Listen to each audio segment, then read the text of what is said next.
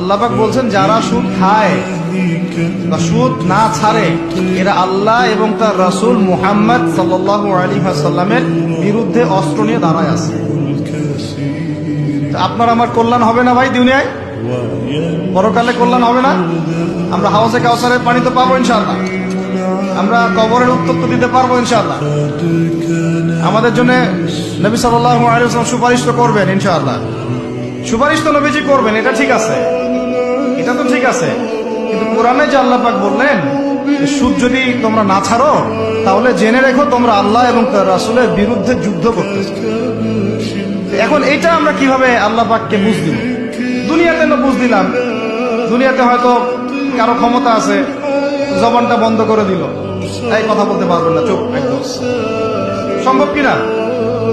দুনিয়াতে হয়তো সুদের মহাজন যারা একত্রিত হয়ে দেখা গেল যে একে তো সরাইতে হবে রাস্তা থেকে, মারাত্মক কথা বলতেছে, সরাই না হয় দিল, হতেও তো পারে, ইতিহাসে হয় নাই এমন। তারপরে কারো হয়তো দুনিয়াবি স্বার্থ আছে, বুঝাচ্ছে আমার বউ আছে, বাচ্চা আছে, চাকরি ফাকরি কেমনে ছাড়ি ইত্যাদি, সব না হয় বুঝলাম, আল্লাহ পাকের সামনে আপনি এখন কি বুঝতে দিবেন?